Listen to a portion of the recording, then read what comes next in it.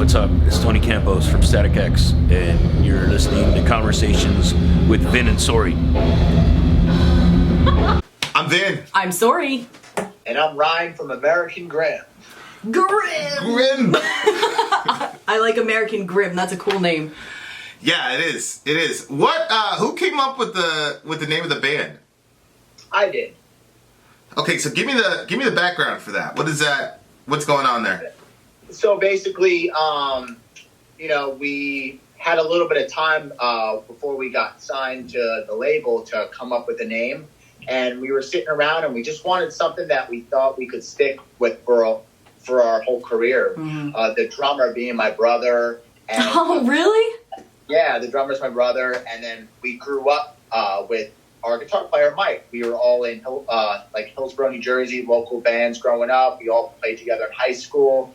And the name was really important because we didn't want to go back and forth with it or ever change it. So when it came to picking the name, we knew we wanted something kind of evil and dark. And I always just thought that American in general was just such a bold word, and I just thought that was awesome. And then Grim just came from kind of thinking about something dark to go with it. If you could summarize American Grim in 3 sentences, how would you do that? That's a hard question, but I would go with we're a heavy rock band from New Jersey. The drummer being my brother, and growing up with the guitar player, and just kind of always working together and never giving up. So are you the vocalist, I'm guessing? Yeah. Nice. What vocal style is it? Did you already communicate that and I missed it? I would say it's like heavy rock, a little bit of grunge and punk influence. Oh, okay. All right. So is there a particular message that the band has? How would you are you responsible for the lyrics? Yeah, when it comes to writing, we all kind of put our 2 cents in. I think I do the majority of the lyrics, but also we record everything with Mike, our guitar player. So we tend to write a lot on the fly in the studio. So sometimes he'll come up with some lyrics as well. He's also singing on this new album, so we kind of wrote a lot of this together. Whoa. Oh, wow, that's cool. Well, yeah. I always wonder, we were in an escape room yesterday, and we literally spend 24/7 with each other, right? So an escape room is a room you go in, and then there's all these puzzles, and you got to get out within 60 minutes. So it's on a time crunch.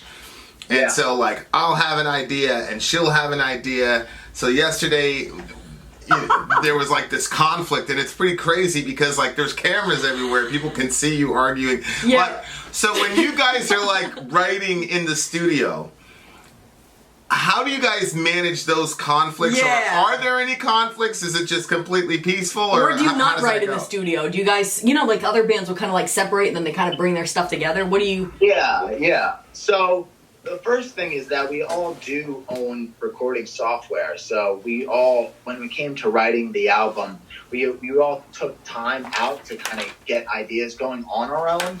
So then when we would meet up, we would run with the best ideas. And we're all constantly writing hooks. We focused on hooks a lot for this album. And we all kind of had our 2 cents in what the biggest hook would be. So I would have a hook, Brendan would have a hook, Mike would have a hook. And, we've been playing music together for long enough that we're not competing against one another. The best hook stands, you know what I mean? Mm-hmm. And the best song stands. And I think that's really important when you're songwriting with other people is you have to go with what's best and not just trying to take the show yourself. Well, That what would have been a happens... good idea in the Hold room on. yesterday. What happens if you really believe you have the best idea? Then you got to express it. You know what I mean? And obviously, That's what I did. You have a good relationship with your team and your guys, and I think you can get your message across. But if you're outvoted, you're outvoted. Well, I was just going to say, there seems to be a benefit. There's 3 of them. Right, but we're not getting 3 here, so... Right? So, You just have to make it work. You got to figure it out. yeah, he's marriage counseling. Yeah. So who were your guys' influence coming up, musically? Well, I would say, looking back at the early new metal bands like Slipknot, Marilyn Manson, those bands definitely impacted our career for sure. But we made a big turn by in like 2006 to 2012, going to a lot of the local hardcore shows and taking a lot of influence from that as well. So I would say, like, musically, we always reflect on looking at bands like Slipknot and Disturbed and all those bands that were doing their thing early on. But when it comes to the live performance, we're more influenced by hardcore bands from the past, like Terror and Hatebreed, and more chaotic performances. Oh, okay. Do people compare you guys? Are they like, oh, you guys remind us of this certain band? We get Marilyn Manson more than anything. Yep. A lot of the voice, and because some of the drum beats are similar. But I think anybody that really digs into the band will see that there's actually not that much of the same thing going on. Uh-huh. Yeah. Now, when you said don't give up, it's really fast. Remember we talked to Zen from Neo? And how hard is it now in 2009, not to discourage anybody, but to give you guys a realistic understanding of... Like, how hard is it in 2019 to get signed to a label and to get to where you guys are? Well, it's extremely hard. I think it's one of those things where you can't really get into this because you want to just be a rock star or you want to make a lot of money. I think you just have to really want to do it. And I don't want to say it's next to impossible, but I really truly believe that it's one of the hardest things to do is to become an actor or a big musician or anything, because a lot of the times it's not just about being good at your craft. You have to get out there and prove it and win people over. Yeah. And like I never give up. I don't know if you can see, but I have a tattoo. Oh, wow. Yeah. Yeah. And, that's just so every day I look in the mirror and I just stick to my goals and I do what I want to do with my life, And it's always been making an event since I was a little boy. I could never look away, And I just think it's really one of the hardest things to do. But if you look at it in a point of view where this is something you do with your life and this isn't about, like, making it to the top. It's just about this is just what I do, And the big picture is just you'll never stress out completely or burn out if you just believe this is what you're here to do. What was you guys' like biggest all-time moment so far where you guys were like, whoa, this is crazy? I would say right now, getting signed to Entertainment One was a big deal for us. After a year trying to get signed to a label, it's been really hard, and getting the call that we were going to be signed was a big deal for us. Yeah. But one of the other things that stands out would be when we played Spokane, Washington. After our song release, we were put on the Spokane radio, and we drew close to 800 kids to that show. Whoa! And they had a balcony, outside of the green room where you could look down and see all the kids waiting in line. And I think that was the first time where we all looked at each other, saying, "Wow!" Yeah. I bet that was a cool moment. And it also showed that radio does pay off. I mean, we're in an age with YouTube and all these other platforms to hear your music, but when you do get your song on the radio, it really can help. It does help, yep. I got one more. We have this discussion a lot with bands where I'm like, is it sometimes we've come across these bands that are like super, super talented, and we're like, this song's only been reviewed by 23 people. This is insane. And so I'm like, how much of it is, some people, they just have raw talent, but they just like, it never happens for them. And then other people, they've got talent, but it does happen for them. And some people are, in my opinion, not that talented, but it happens for them. So I wonder if a lot of times it's being at the right place at the right time, or having the right connections, or just getting lucky on something. Has that been the experience for you guys? Have you gotten lucky on anything? Or has it been just grinding from the beginning? Yeah, I mean, like, for doing this for as long as we've done it, we've seen a lot of really good musicians out there. Like, a lot of my friends that are just sitting at home are, I believe, better musicians than, like, maybe we are. Like, they're just as good, And it just, it comes down to waking up every day and working really hard. And with that, you're going to start to meet people, and then things roll. But you can't just be good. Like, you have to talk to people. You have to get out there, and you got to work really hard. And you got to look at it as, we're going to be the most hardworking band there is. And if you have that mentality, you're probably going to win. But if you just think you're so good and it's going to happen, it probably won't happen. I can see that. I think that's some good advice. Well, it's the same thing with YouTube. Yeah. Oh, yeah. Yeah. Like, we took off, and we've got certain advantages, I agree, but a lot of it just came down to, we do 2 videos a day when everybody else is doing 1. Exactly. So you just got to outwork everybody. Yeah. Yeah, our initial videos were really silly. We had no camera, we had no set, we had nothing. Everything was so terrible. Audio was bad. It was raw, but we were just constantly putting music out there. Reviews out there, and working really, really hard. Do you ever run into bands?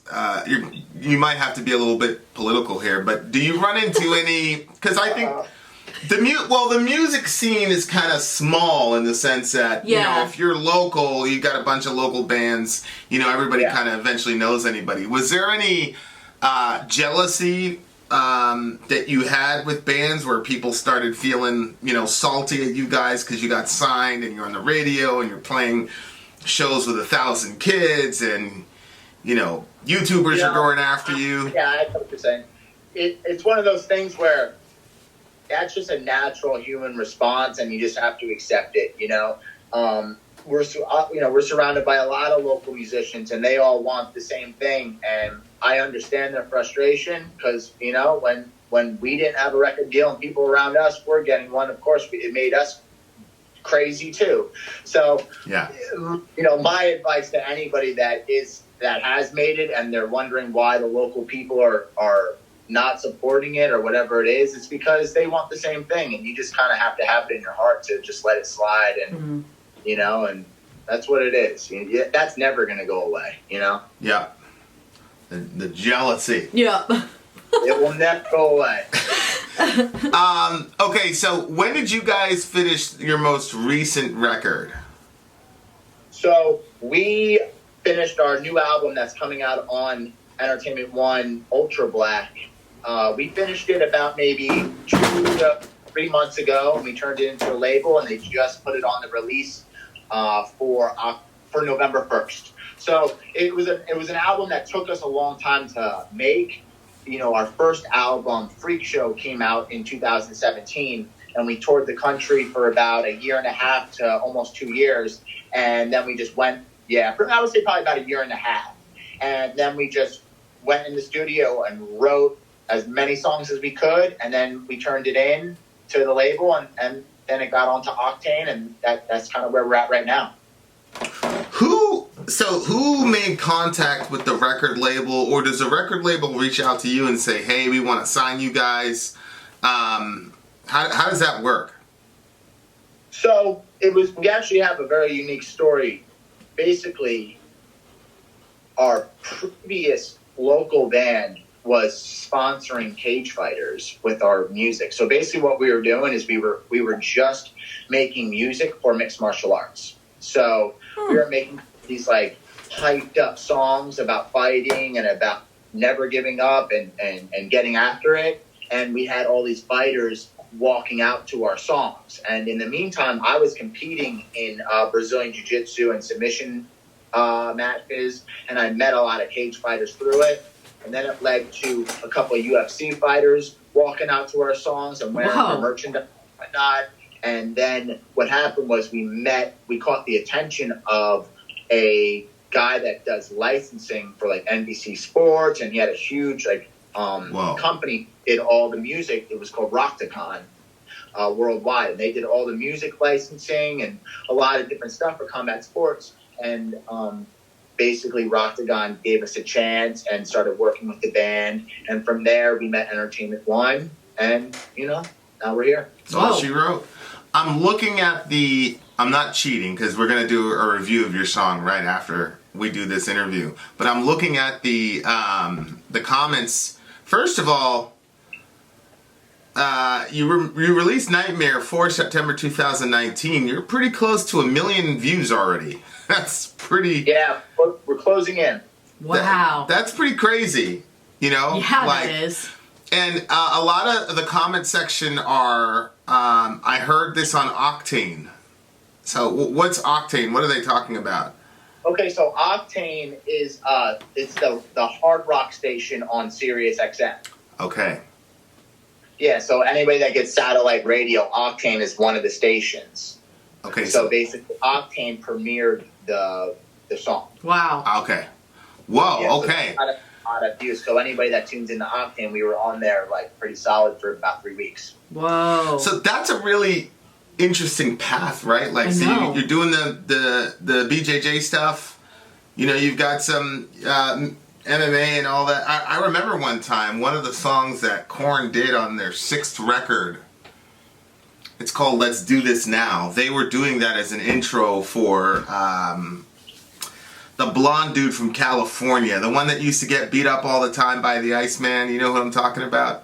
Oh, Tito. Tito. Yeah, Tito Ortiz. Yeah. So Korn did an intro song for him. Yeah. On their 6th record. So like there is a correlation there, Yeah. but that's pretty unique. So yeah, look, that I've never heard people say. ladies and gents, if you want to be a rock star, get signed. All you have to do is get your BJJ up. You know what I mean? Yeah. You'll be good to go. And that's it. So what's that? Man, we're in a day and an age that you have to be different. You got to have different ways to get out there, and that's just what it was. I was in a point in my life where I was just frustrated with the music industry, and I kind of just started to learn, jiu-jitsu and surrounding myself with cage fighters and all that. And it was just an outlet for me, and then I kind of just ran with it, you know. What is that like touring with your brother? Is he a little brother or is he your big brother? He's my little brother, but he actually is bigger than me, so people kind of us all the time who's the older one. And now as we get older, I let them decide who's the older one. But yeah, we're a lot alike. I think if he was here right now, I could just switch out and he could sit here, and maybe you guys would be a little confused on who's who. But really, we're a lot alike. I mean, we're not twins, but we are a lot alike, and we're on the same page for just about everything. That's cool. The experience of being in a band really easy. Like the only drummer I've ever played with in my life is him, and I've been in about 10 bands, so we've always played together. That's cool. Who was your biggest supporter before you started taking off? Who was the person that believed in you the most when it didn't look so good? Before we had management, or before? Before. I would say our parents. Yeah. Our parents. Believe it or not, again, we're a 3-piece, and Brendan and my parents are very supportive of the band. My dad being a drummer, and then Mike, our guitar player, his parents are just as supportive as well, and his dad was a drummer as well. So we come from a really musical, supportive family. That's awesome. Super, super. So who's your biggest supporter of all time? Probably our manager right now. We owe so much to this guy. Honestly, he's the one that from Roctagon that kind of gave us a chance. He didn't even see the band play. He just saw what we were doing, and we went out to Vegas one day and met him, and he gave us all the opportunity, up to this point. So, that's awesome. Of course, our parents and friends and family have been great help, but this guy really made it happen. Yeah, for us. So. That's cool. Is that Tim? James Jetta. Got it. Okay, so you're on tour with your brother for a year and a half, and one of your best friends. So here's a question. When you were a kid and you're like, man, I want to get signed to a record label, I want to, do this rock and roll thing. Once you got signed and then you're touring, was it what you thought it was going to be? Was it as advertised? Was it less than advertised? Was it better than you thought? It's one of those things where it's not as, what's the right word here? it's not as glorious as you think it's going to be growing up. It's really tough, especially when the first tour we ever did, we had a little bit of press, but not a whole lot. So it just really came down to just every day being in a new city, but waking up really early, driving through the night. You know, some shows we had no local support, so it was a real grind, you know. But at the same time, it was something that we've been waiting to do for so long and have the opportunity to be booked, that we were truly happy to be doing it. But at the same time, it's not this glorious thing where you get an agent or a record label and now, you know, you're good. All you have to do is show up. Yeah, I think that's one of the things that a lot of people don't realize. Yeah. like you I think what you said earlier, you got to do it for the love of the music. You know, if you do it for the idea of the music,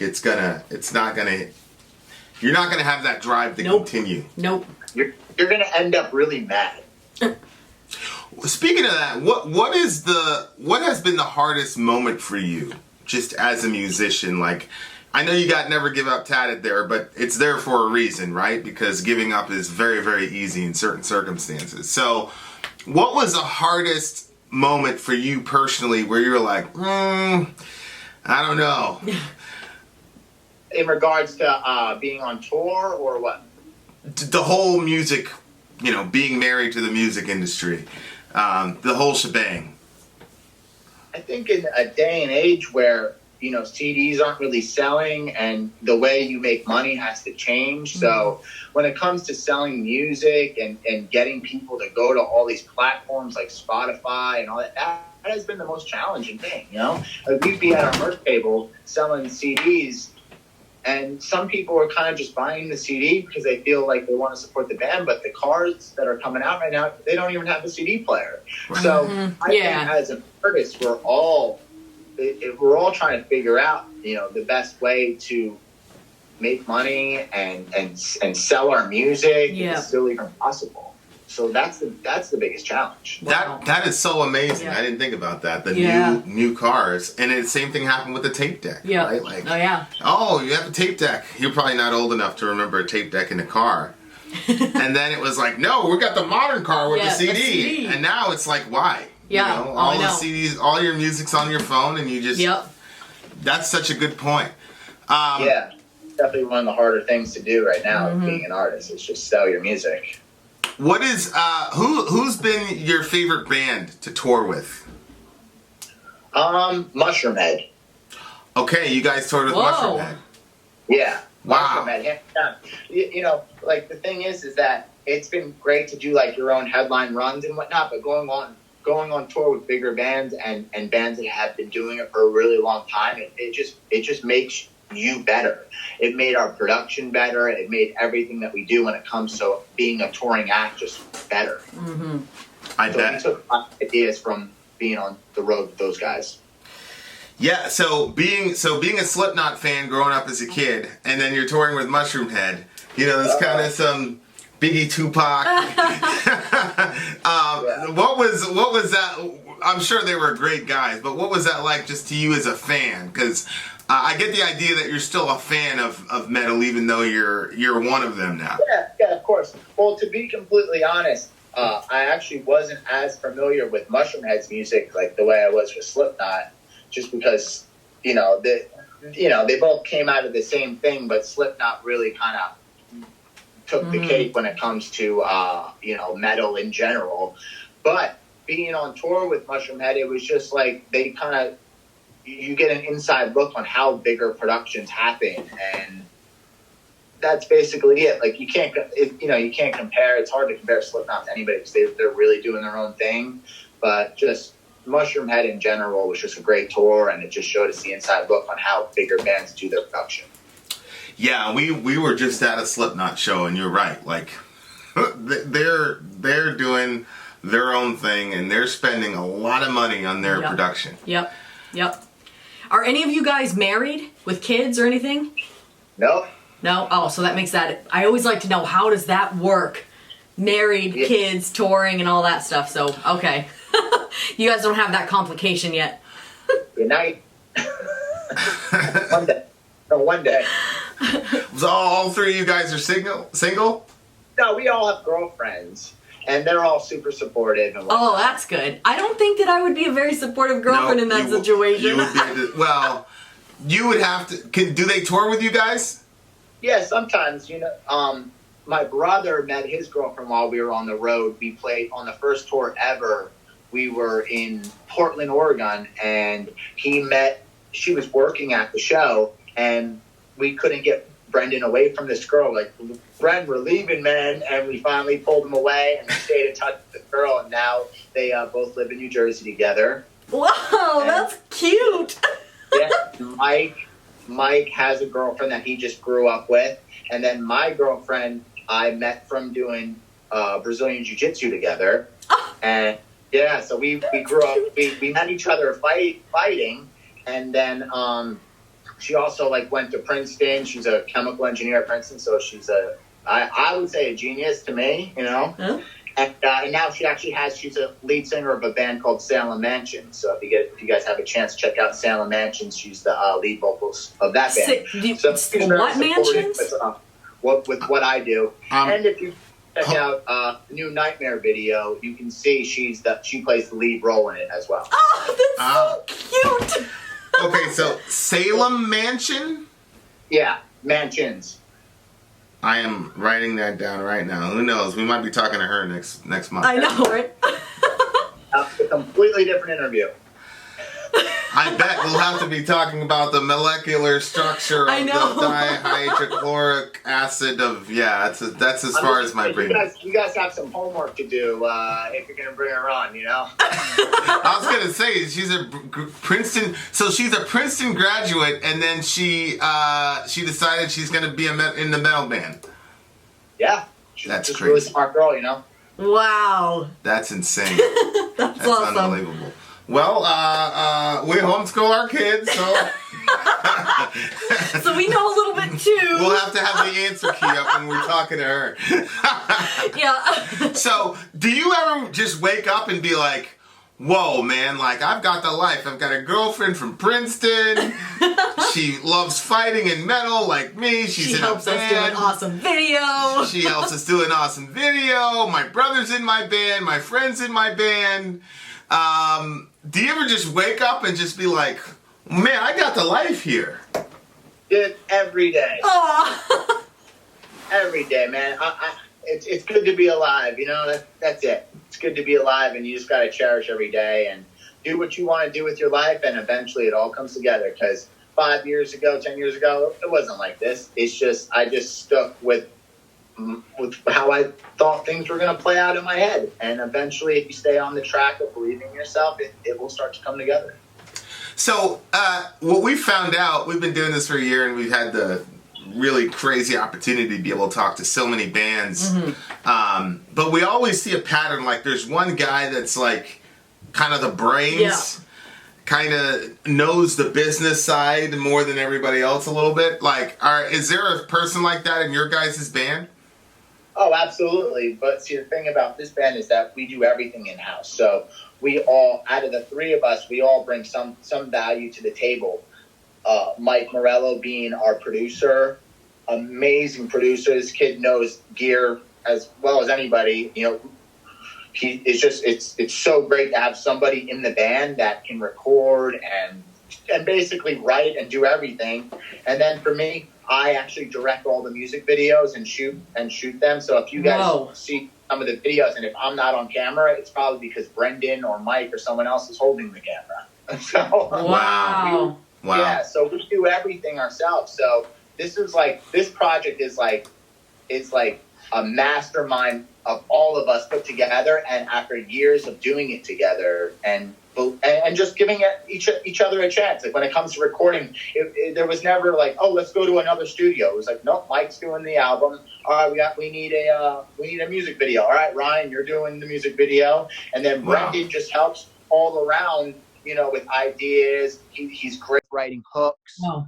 When it comes to Instagram, he's great with social media. So we all have a role. Awesome. Okay, so man, you've been mega generous with your time. Thank you so much.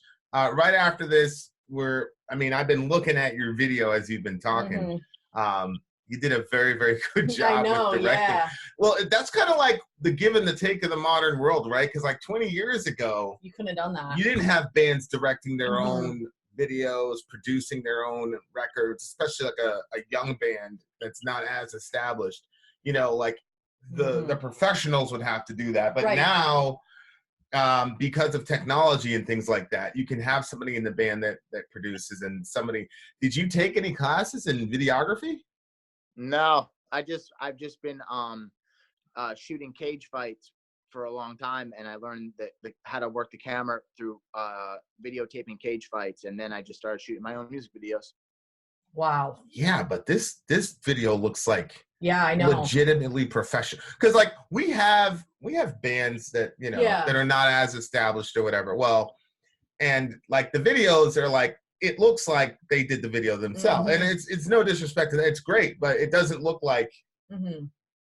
This looks though like professional. You're saying this all came about. You're just covering, your local UFC matches or whatever. That's crazy. Yeah. Yeah, man, dude, I shot a lot of fights. Okay. All right. I'm done with these people. They got one girl from Princeton. I know. This guy is shooting major motion pictures. And we can't even escape an escape room. We can't even get out of an escape room. We can't even figure out our own camera for the interview. You guys are gonna figure it out, man. Just keep going. We didn't give up. Never give up. I'm gonna never give up that. Okay, so in the future, who would be your dream ticket to tour with? It's funny because I just got asked this with another podcast I was on last week, and I said, listen, there's a million bands I could list, but I'm going to list Slipknot only because I saw them about 2 weeks ago at PNC Arts Center in Homedale, New Jersey, and there was 17,000 people there, and the production was crazy. So off the top of my head right now, I'm going to go with Slipknot, but again, there's so many out there to list. Yeah, that was a show with Behemoth and Volbeat and Gojira and all those guys. Yeah, amazing performance. Wow. What did you think of Gojira? Awesome. The whole entire show was just ridiculous. It was insane. Yeah. What an insane Great tour. That's a tour to be on. Yeah. Are you guys on tour right now? No, they're going on tour. They're going on. So we leave for tour. This is going to be the first tour in a while. We're going to leave at the end of October, and we're actually going to be doing, if anybody from New Jersey is listening in, we're going to be doing a CD release party at Dingbats in Clifton, New Jersey on Halloween night. So the album comes out November 1st, and Halloween night we're going to do a big release party in New Jersey. So if anybody's listening, where we're going to be. So this is off camera. Ryan, do you want us to put the package closer to that point, or do you want us to release the info, release the song and this interview like early next week like we planned, or do you want us to coordinate it with the record release party? Well, because I said it at the very end, so I don't know. Okay. You know what I mean? Yep. Sit on it for a couple days and let us know. Fine. But I'm not either way, man. Okay. Because as of now, we're going to release it kind of like Monday, Tuesday. Yeah, I mean, the release party is already announced and everything, so it doesn't, whatever you guys want to do. I think it would make sense to release it early next week, so that way more people can know about the release party. Because people are making their plans for Halloween, so it'd be good if they know, hey, that's something they could do. Yeah, for sure. Ryan Grimm, ladies and gentlemen, I fully appreciate it, my guy. Thank you very much. Say one last thing to your fans, and because we know that that's who you make the music for, and touring and all that jazz. It's really about the fans. So tell us what you'd like. All about the fans. I just want to thank everybody that have checked out the music video on YouTube, and our Instagram is American Grimm on Instagram, Twitter American Grimm USA, and the album comes out November 1st, November 1st, Ultra Black on Entertainment One. So guys, thank you so much for the support, and thanks for having me on the show. Get it. Buy the records, buy the merch, buy the shirt, check the socials. All that will be in the description. Yeah. American Grimm, you bitches. Not you guys, but the world. Okay. All right, guys. Much love. Vin out. Sorry out. Gone.